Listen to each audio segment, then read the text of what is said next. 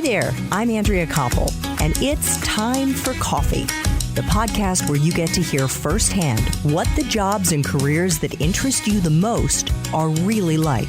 Hey there, Java junkies. Welcome to another K-Cup mini episode of Time for Coffee. By the way, K-Cups come in 3 sizes, single, double, and triple shots, or roughly 1 minute, 5 minutes, or 10 minutes in length. So if you don't have time to throw back an entire caffeinated career conversation, these K-Cup mini episodes of T4C can give you a quick caffeinated fix, whether you're on the go or you only have a few minutes to binge. So grab your mug and take a chug, because it's time for a caffeinated career triple shot K-Cup with my guest, Patrick Curtis.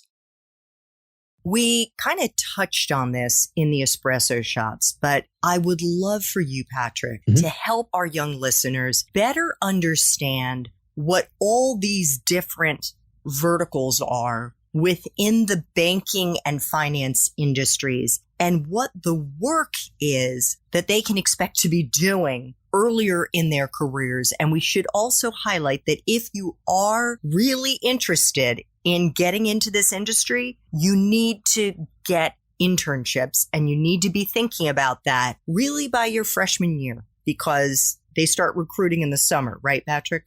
Correct. So even if you can't land the ideal summer internship after your freshman year, if you can get any sort of internship related to finance careers, meaning even if it's let's say you want to get into investment banking eventually, even if you have to take a private wealth management internship where you're just literally doing database work, it's at least something somewhat related. And so I would say that's better than nothing, right? And so that's the key, is just try to get something to start building your resume to show that you actually made the effort to network and to have an internship in a related field, right? So something related to finance. So and by the time your junior summer, rolls around, if you don't have any internships or any relevant internships around finance, it's going to be incredibly difficult, because typically by the time you're in your junior summer, that's when you're interning for an investment bank, for example, and they typically hire 90+% of their incoming class through those internship classes. Obviously, if you're not getting into those internships, it makes it incredibly difficult to get those, few remaining seats. Okay, so let's rewind just a teeny bit and start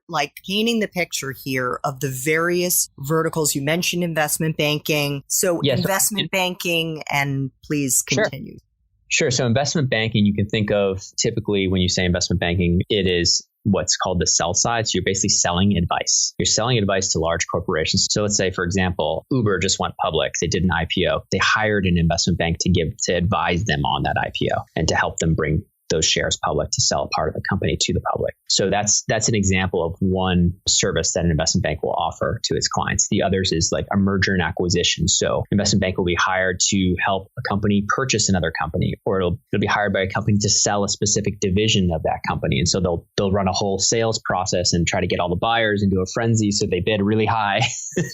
And then the company that hired that bank is happy because they get good return on that sale. So you can think of investment banking largely as the sell side. And that's what people mean when they say the sell side. You're basically selling advice. You're almost like a consultant. Whereas on the buy side is another side of finance, where you're doing a lot of the analysis and the research, and you're actually doing the buying of the securities or the companies to make an investment. Investment banks do have arms that do this, but when you say buy side, you typically are referring to what's called asset management. So what is asset management? It means you're managing assets. So you're buying and selling stocks and bonds and all these things for either large institutions or for, high net worths, or your high net worth individuals, or for just mom and pop brokerages, right?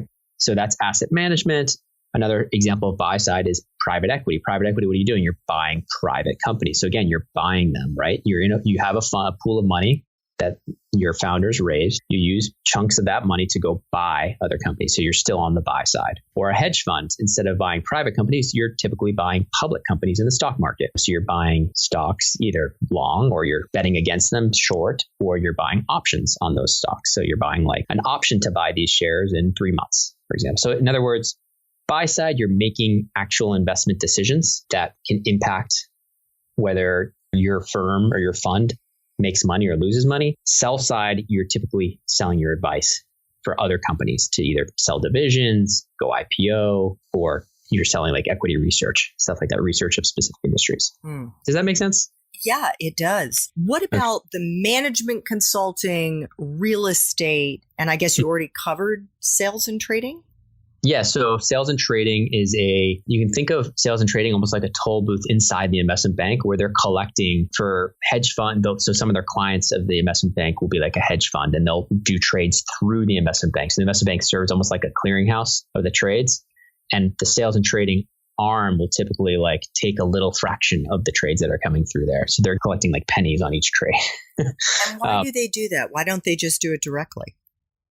They did have direct trading arms. It's called proprietary trading desks. That was largely, I think, outlawed with the Dodd-Frank Act after 2008 because banks had huge losses because they were betting like in the financial crisis. And so they did have those direct bets and directional bets. But I think rightly so, government said, wait a second, why are these investment banks that are critical to the financial stability of our system allowed to take these large directional bets? If it goes against them, things can go really wrong for whole financial system if all these banks go bankrupt, right? And so that's why we had to bail them out and all that other really ugly stuff that happened in 2008, 2009. So the answer is they can, and I think they do take directional bets in other ways. But for the most part, the banks themselves are kind of serving as, you can think of it as like a toll booth or a clearinghouse where they're just facilitating the liquidity in the market. They're helping other firms like asset managers and hedge funds actually do the trading. Okay. So that's the sales and trading side. You asked me about real estate and management consulting. Yeah. So real estate is another super broad term. So real estate investment banking would just be, you'd be selling your advice to like real estate companies. Real estate private equity, buy side, you'd be actually making investments into real estate assets.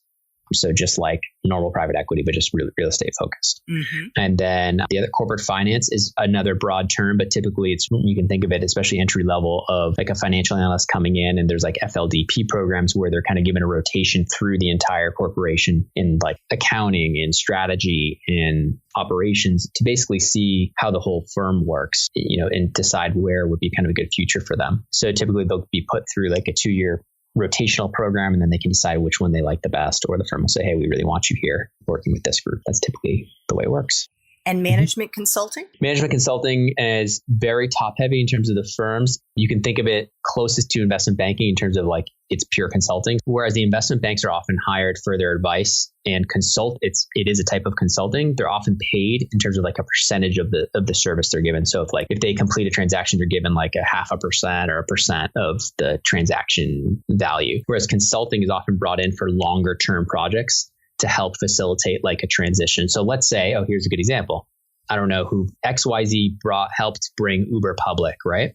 Mm-hmm. And then Uber says, okay, great, we're public. Thank you, bank. Goodbye. We want to hire McKinsey, Bain, or BCG, a consultant to help us with this new technology implementation that's going to help us improve our customer support, right? And so they would say, we want to hire Oliver Wyman because they are the specialists in this type of software or whatever, or technology implementation. So that's one thing they would hire like a management consultant to come in. Or Uber would say, this is really bad. We need to talk to McKinsey about our strategy because we know driverless cars are going to be critical for us to be financially viable. How can we reduce our cash burn over the next 5 years? Because we know it's at least 5 years out in order to remain like a viable business and not go out of business. I'm speaking. So like they may bring a McKinsey in to help them with the strategic kind of analysis of the entire like driverless industry or how they're going to compete with Lyft and how to survive, stuff like that. Absolutely. Thank you so much. That was really, really helpful. Thanks for tuning in to this K-Cup mini episode of Time for Coffee. If you want to listen to our entire caffeinated career conversation, please check out the show notes for this episode. Thanks so much for listening to Time for Coffee, where the professionals in the jobs that most interest you always have time to grab coffee 24/7, no matter where you live. I have one quick favor to ask you. Remember to rate, review, and subscribe to Time for Coffee. Thanks so much.